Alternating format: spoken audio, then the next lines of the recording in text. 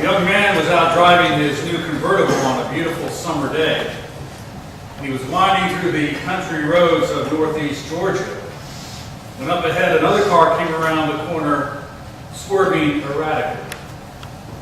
Just as it was about to hit him head on, the driver swerved back into her lane, and as she went by his car, she yelled, "Pig!" So he slammed on his brakes and yelled, "Cow!" She went by. Shaking off the front, he put his car into gear, accelerated quickly, went around the corner ahead, and promptly ran into a very large pig. He totaled his new convertible. We should be careful to pay attention to helpful information that comes our way regardless of its source. There's a lot of helpful, informed knowledge available to us right now about the future of our church. Stan and you have engaged in a conversation about that knowledge over the last 2 days.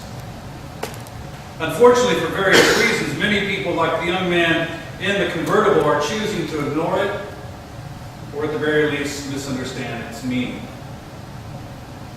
Let me offer you all my read about what is going on. And I hope you will not misunderstand as I yell pig at you. After all, we are in Georgia, where one can partake of some of the finest barbecue known to humanity. We are going through a major sea change right now in our culture and in the church. Bishop Mark Dyer has observed that about every 500 years or so, God holds a giant rummage sale. And he claims we're going through that right now. I'd have to agree. We're sorting through all our stuff in the attic, and we're deciding what we need to keep, what we need to sell, or what we need to give away. This produces, as we are experiencing in our beloved church, more than a bit of anxiety and conflict. One of the things we're sorting through right now is how we're going to practice our faith in an increasingly diverse social and religious landscape.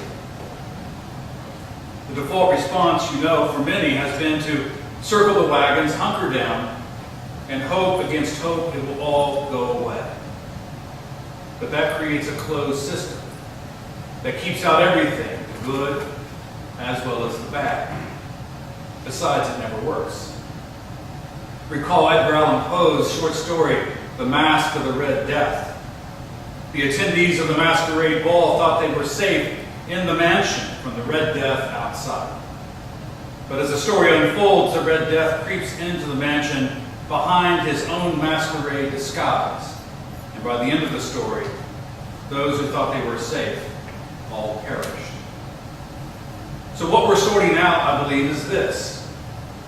How can you and I remain faithful to the gospel of Jesus and authentic to our tradition and practices while also staying open to other voices and to the larger culture? In other words, how can we remain rooted in our baptismal identity and purpose and at the same time not be afraid of what others can reveal to us and teach us? No one but God holds a monopoly on truth. In our tradition, we worship and follow Jesus, who is the way, the truth, and the life. Like you, I have staked my life on that proclamation. But we ourselves are not God. Lord knows we must remember that. Václav Havel, the author and the former president of the Czech Republic, noted well over a decade ago, not long after many of the Eastern Bloc countries became independent, that the biggest challenge facing the future of Western culture was just that, to remember that we are not God. Our culture is becoming increasingly narcissistic and at the same time spiritualized. And since our church is deeply interwoven with the culture, it's hard for us in the church not to be affected by this. So the challenge is to remain faithful to whom we are and the one we follow, while also remaining humble in our relationships with those who believe differently than we do.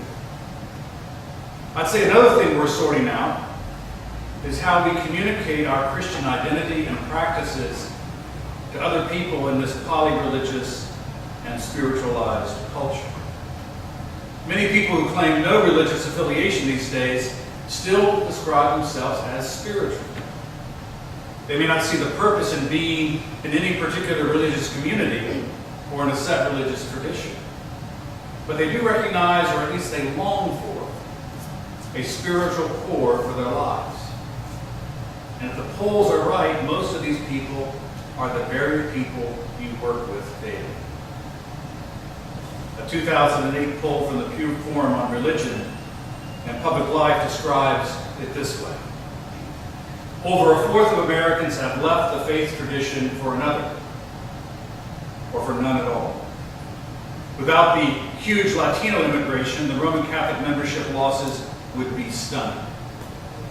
25% of Americans between the ages of 18 and 29 claim no religious affiliation. Church membership decline has coincided with the rise of the religiously unaffiliated, whose numbers have more than doubled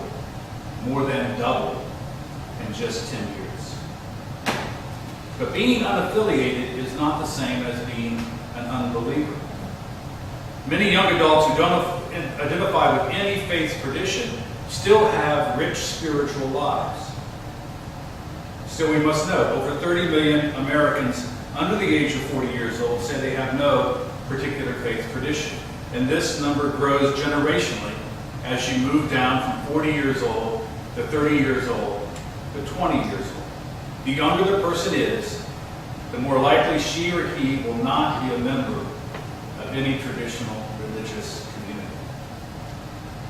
But it's just downright wrong, as some do, to attribute this to the inter-church conflict we're experiencing.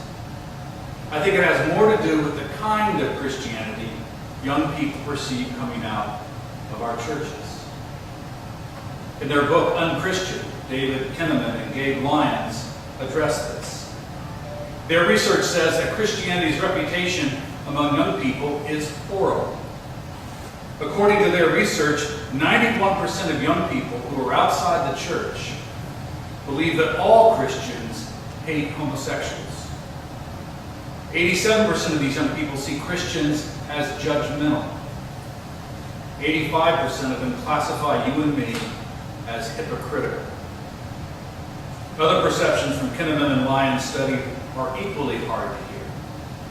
People under 30 years old believe that Christianity is out of touch with reality, too concerned with political power, and insensitive and intolerant. The last piece of data they present is the most shocking. The number of people under the age of 30 who self-identify now as atheists has doubled in the last decade. I think a third thing we're trying to sort out is how we're going to transcend the belief war that plagues our church currently. This war is being fought over who has the correct belief on a given topic. And the logic of this war goes something like this, as I understand it. If I'm convinced I have the correct belief, then whether or not I act on that belief is really unimportant. Whatever I do or whatever I do not do has to be correct because I have the correct belief. It is the logical extension of 300 plus years of the Enlightenment. It all started with the Cartesian claim, I think, therefore